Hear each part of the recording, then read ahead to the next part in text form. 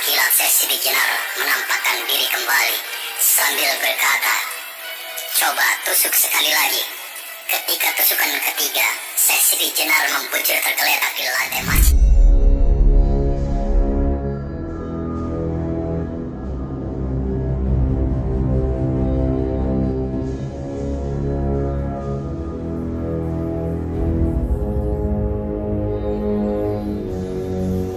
Ajaran manunggaling Gaula Gusti atau bersatunya hamba dengan Tuhan membuatnya dianggap sesat. Nah, untuk mengikuti kisah selengkapnya, silakan tekan tombol subscribe dan tekan tombol lonceng untuk mendapatkan notifikasi video terbaru dari kami. Selamat mengikuti.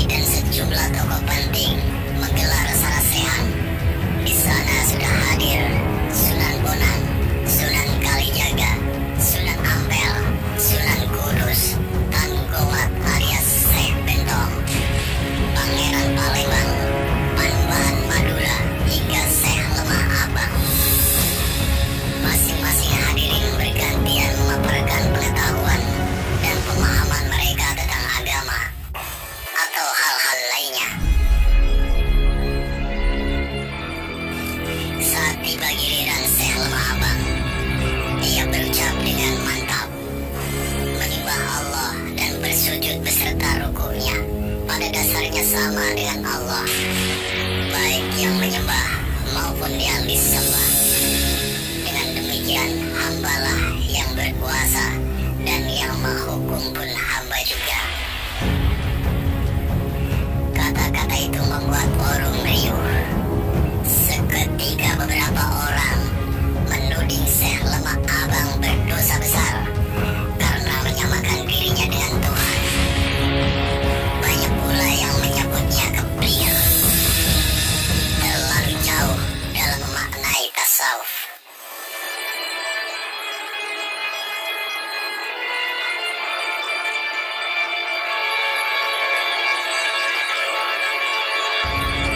Syekh Lemah Abang tetap tenang.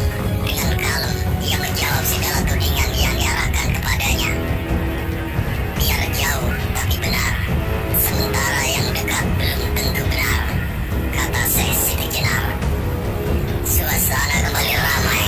Beberapa wali mengingatkan bahwa pemikiran Syekh Siti Jenar itu bisa berdampak hukuman mati karena melenceng dari ajaran agama Islam. Pandangan Syekh Siti Jenar dianggap mengancam proses tumbuh kembangnya Islam yang sedang subur-suburnya di Jawa selepas runtuhnya Majapahit. Apalagi Syekh Siti Jenar punya banyak murid dan pengikut yang beberapa di antaranya cukup berpengaruh. Sosok sufi yang memantik kontroversi di kalangan Wali Songo dan kaum ulama serta tokoh-tokoh penting dalam pusaran kekuasaan di Pusula yang juga dikenal dengan nama Syekh Siti Jenar. Syekh Siti Jenar secara fisik masih menjadi perdebatan. Lokasi di mana jasadnya dikebumikan setelah dihukum penggal pada masa-masa akhir kepemimpinan Raden Patah pada tahun 1475 sampai 1518 selaku penguasa Demak yang masih simpang siur. Yang menjadi pegangan bahwa Syekh Siti Jenar memang pernah hadir dan berperan penting adalah peninggalan ajarannya yang disebut pupuh atau ajaran budi pekerti. Beberapa sumber lama berupa babat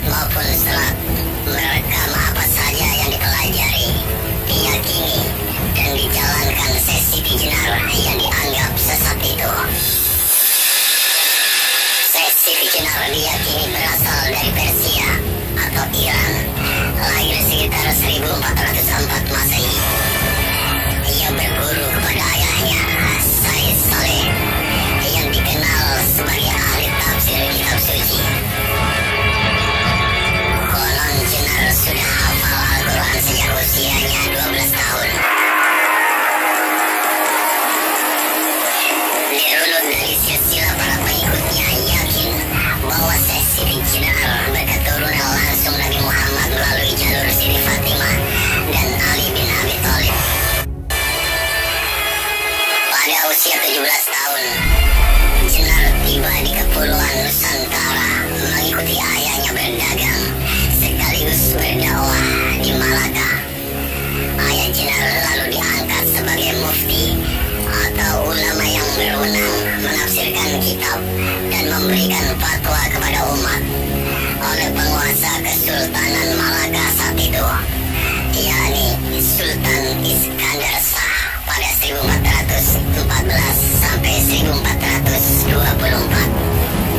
Setelah Sultan Iskandar Shah meninggal dunia, Said Saleh pindah ke Cirebon pada tahun 1425 dan dipercaya sebagai penasihat agama kesultanan di sana bersama Maulana Malik Ibrahim atau yang kelak dikenal sebagai Sunan Gresik. Said Saleh wafat di Cirebon, kemudian Jenar pun ditunjuk sebagai penerusnya. Inilah mengapa Abdul Munir Mulkan dalam sesi Jenar pergumulan Islam Jawa menyebut Jenar merupakan keturunan bangsawan Cirebon sebelum datang ke Demak. Di Demak yang merupakan pusat ajaran Islam di Jawa, Jenar berguru kepada sejumlah wali termasuk Sunan Ampel dan Sunan Gunung Jati.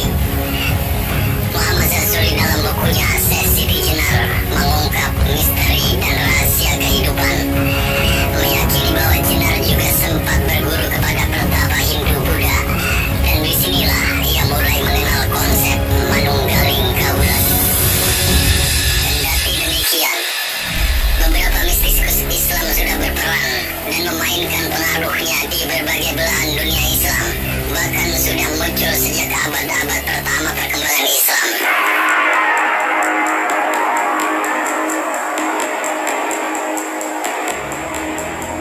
Siti Jenar bermukim di Jepara, membimbing pondok pesantren. Suatu kali ketika Jenar sedang mengajar santri-santrinya di dalam masjid, tiba-tiba rombongan dari Demak, ada Sunan Bonang, Sunan Kalijaga, Sunan Kudus, Sunan Geseng atau Raden Mas Cakrajaya dan lainnya. Mereka datang untuk menyampaikan titah dari Raden Patah, Sultan Demak. Sunan Bonang berucap salam, tapi salam itu rupanya tidak terdengar karena suasana yang sedang ramai oleh para santri. Merasa tidak dihargai, Sunan Bonang kemudian naik pitam dan mendatangi Sesi Jenar seraya berkata keras,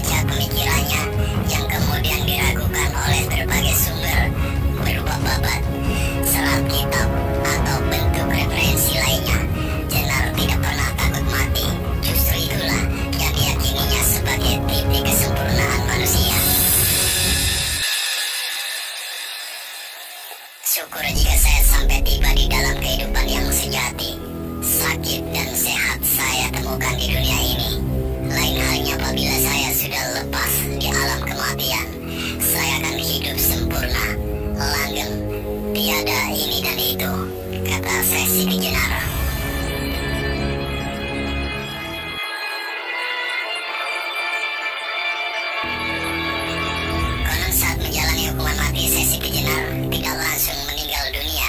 Menurut kisah rakyat, Sesi Jenar sempat 4 kali hidup dan mati setelah keris ikan tanaga mengguncang tubuhnya. Sesi Jenar diperkirakan berasal dari Baghdad dengan aliran Syiah Muntagar. Dari sana Sesi Jenar mengajarkan agama kepada Ki Ageng Dongging atau Kepo Kenowo dan masyarakat sekitar. Namun ajaran Sesi Jenar tidak disetujui para wali Songo lantaran Sesi Jenar menganggap dirinya menyatu dengan Tuhan. Tapi suka atau tidak suka, kenyataan yang ada menyimpulkan bahwa Sesi Jenar dengan falsafah atau paham dan ajarannya sangat terkenal di berbagai kalangan Islam, khususnya orang Jawa. Meskipun dengan pandangan berbeda-beda, pandangan Sesi Jenar yang menganggap alam kehidupan manusia di dunia hanya sebagai kematian atau setelah menemui ajal disebut sebagai kehidupan sejati, di mana dia adalah manusia dan sekaligus Tuhan, sangat menyimpang dari pendapat wali Songo, dalil dan hadis. Sesi Jenar juga dianggap telah merusak ketentraman dan melanggar peraturan kerajaan Demak. Kemudian diutuslah beberapa wali ke tempat Sesi Jenar di suatu daerah. Ada yang mengatakan desa Kerendasawa untuk menghukum mati Sesi Jenar pada tahun 1506 Masehi. Sebelum wafat, Sesi Jenar sempat berpesan kepada para dewan wali atau wali Songo bahwa kelak pada suatu zaman akan ada kebo bule mata kucing atau orang bule naik dari laut. Itulah menjadi tanda musibah kepada anak cucu masyarakat kita. Ajaran Sesi Jenar mempunyai efek khusus yang kita anggap sebagai insiden di antara pemeluk-pemeluk agama Islam pada abad ke-16 Masehi. Sebab ketika itu, lambat laun banyak orang-orang yang mengaji tasawuf hakiki mengikuti ajaran Sesi Jenar. Misalnya perihal ilmu, bedanya antara kaula dan gusti, dan tunggalnya kaula dan gusti. Pengakuan Sesi Jenar yang menganggap dirinya menyatu dengan Tuhan membuat wali Songo di Jawa menggelar sidang menyikapi ajaran Sesi Jenar. Dalam sidang tersebut, 9 wali sepakat menjatuhkan hukuman mati bagi Sesi Jenar. Sesi Jenar saat itu pun menyetujui putusan tersebut dan meminta agar hukuman segera dilaksanakan. Saat itu, berdasarkan kesepakatan para wali, yang bertindak sebagai algojo adalah Sunan Kudus dengan keris ikan tanaga yang diberikan oleh Sunan Gunung Jati. Eksekusi mati terhadap Sesi Jenar berlangsung di halaman Masjid Agung Cirebon secara terbuka, sehingga semua masyarakat dapat menyaksikan eksekusi tersebut. Menurut cerita rakyat pula, sebelum eksekusi berlangsung, sempat ada kejadian mencengangkan, yakni saat keris ikan tanaga dihujamkan ke tubuh Sesi Jenar, terdengar suara keras seperti benturan kedua besi yang sangat besar.